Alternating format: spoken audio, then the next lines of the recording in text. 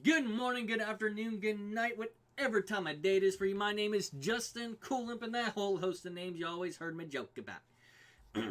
So, I mentioned it in my previous video, which I'm almost doing daily videos at this point. I don't know why I don't make individual build videos, but you know I don't want to do that. I want to give you guys content. So I came across a couple thoughts and a couple things I actually had questions for within some of the skills. Now, some of you may know the answers to these, but some of them probably not. So, my questions are going to be kind of individuals. So, first off, let's start with double barrel. Now, current weapon on this is highlighted in gold. My question is here, does that mean it's the current weapon of whatever Zane is currently holding? Or is current weapon when the skill goes off? Now, if you don't know what I mean by this, think of it this way. Let's go ahead and say we have a barrier clone going. Barrier has an amp effect on it. All of a sudden, you switch over to your rocket launcher, pop your clone.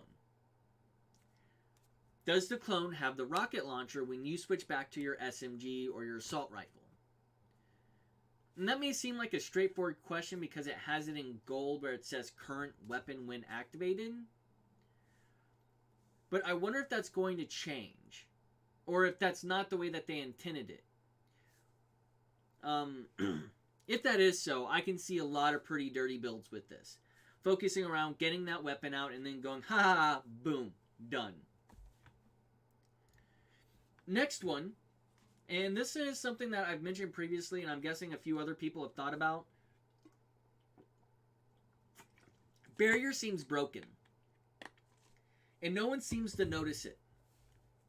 So, barrier is deployed.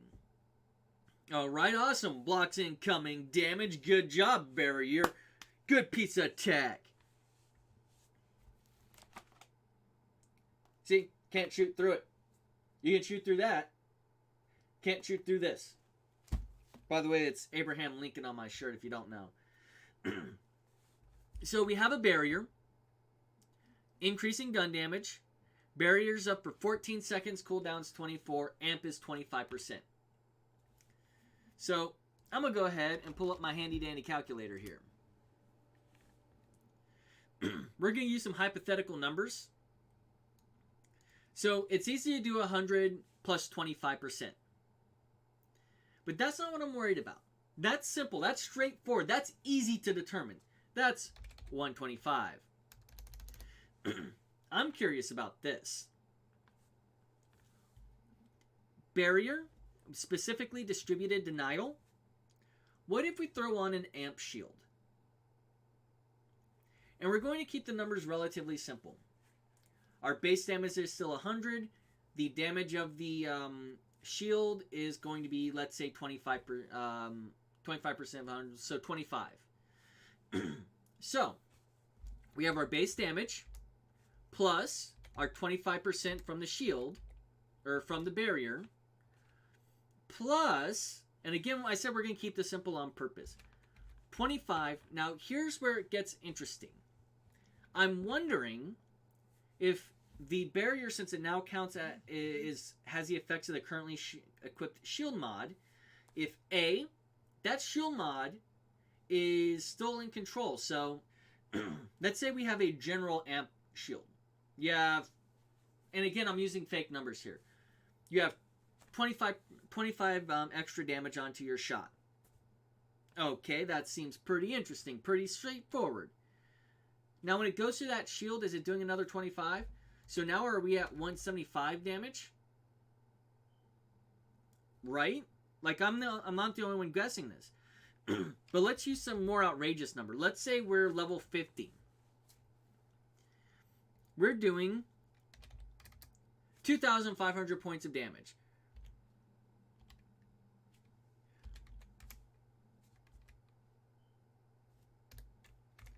$2,500, 625. Now that's where we should be at without the without an amp damage. But let's say we have a B shield. let's say we have a strong B shield. The question is, where does that where does that factor come into place? Because there's two ways it can be done. So 2,500, and let's say the amp shield, the B shield does 2,000. 2,000 times 0.25.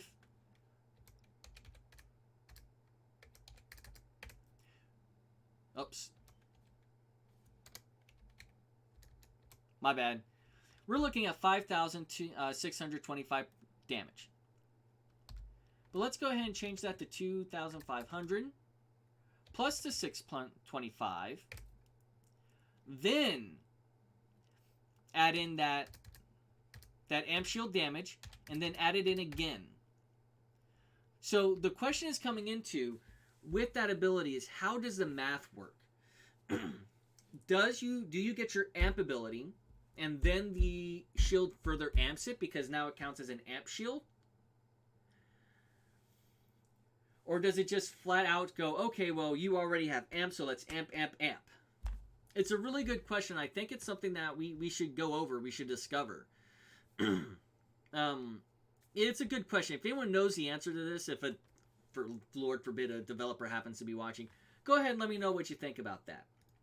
Next, we're going to move over to Amara. Now, Amara has a specific combo in mind. So, we're looking at Stillness of Mind. Enemies damaged by her action skill become phase locked until they are damaged or till the duration ends. However, action skill cooldown is increased. If Amara targets an enemy with phase grass, enemies near the grass target are phase locked. So that seems like a pretty clear ability. We use the ability, and could be this ability for all we care. All of a sudden, every enemy near there, it happens to be phase locked. But when we come over to here, nope, not the right tree. I apologize. Dread. Aurora's gun damage is increased for a few seconds after an enemy is grasped.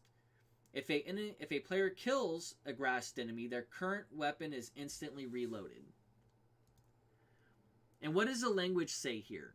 It says grasped.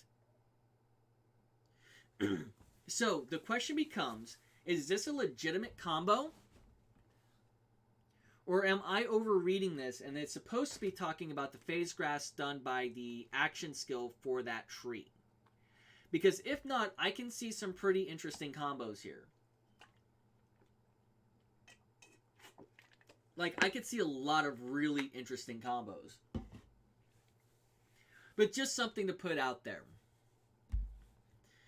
For Flak, I only had one question for Flak. Looking through the abilities, maybe it was just me, everything here seems straightforward. I don't see anything that really super jumps out at me. Is, hey, how does this work? How does this affect other things? Two-Fang is pretty clear on what its goal is. Essentially, extra projectile. When we do projectiles, a sniper rifle has one projectile. A shotgun has blank number of damage times the number of projectiles. So it's not going to shoot out 4 times 6 times 2. It's going to send out 4 times 7. That's the way that ability reads. It's pretty clear. But I come back to Dominate. It doesn't exclude in any specific enemies. Now, it presents a few questions for me. First off, I have made the assumption long ago that at some point we're going to fight Tyreen and Troy more than once. Because I see us fighting for them at the vault's door. Probably at multiple vault doors. We might even kill the boss, or they might even come by and try to life leech that monster after we're done with it. And then just be done with it. So we don't know what's going on here. Can I use dominance on Troy? could I use it on whatever creatures popping out of the vault? It's a really interesting concept, and I wonder if there's actual full-on resistances to this ability that it just doesn't state. So instead of saying bosses are immune, it just says, oh, well, we think you know, but we're just going to leave it kind of out there in the rough here. So I think it's an interesting thought. It's the only one where I actually had a few questions for on abilities. Now, Mose is one of those characters I actually have a pretty nifty thought. And it comes right here to Thin Red Line. So a Thin Red Line, you can sacrifice 60% of your health and add it onto your shields. Okay. Neat idea. I like the idea.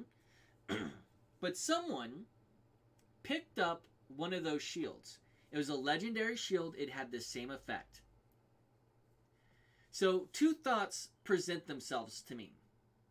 One, are the effects cumulative, additive, or is it one percentile followed by a second percentile? So, is it plus 120% of your health is reserved and added to max shields? That seems kind of stupid, but it's a valid question to ask. More than likely, it'll take you down to 1 health. So, as soon as they kill your shields, you're dead. Or, is it 60% of 100 and then 60% of 40? Now, naturally, because that health bar, because they did pick up that shield, their health reflected that they had only so much health left. So it looked like they were low on health. Does Desperate Measures go with it? So are we constantly looking at a... Let me see. I forget what the total amount is here. Are we looking at a constant state of 50% extra gun damage? Because that can be really, really potent depending on the builds. The other thing I had mention of is right here. Capacitive armature. The reason I had a question about this has to do with the math again.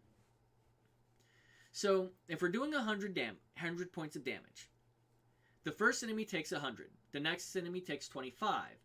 Does the next enemy take reduced off of that 25, or is it just anything after the first damage? Because the way it's written, it looks like what happens is first enemy takes 100. Oh, second enemy takes 25. Next takes 6.25. Next takes 1. And then the last one, so you get 3 bounces before it does nothing. And that's just using 100 as the damage here, because we don't know what it's actually going to be at, or how this is going to scale according to our levels.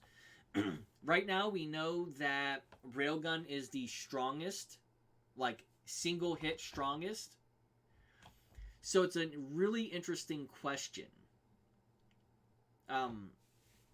So if you have any questions about abilities that you might want answered that you think that there's a nebulous answer for, go ahead and leave it in the comments below. I'll be glad to take a look into it, see what I can find out. I might already know the answers. I have literally watched every single minute of all the footage that is on Twitch for this.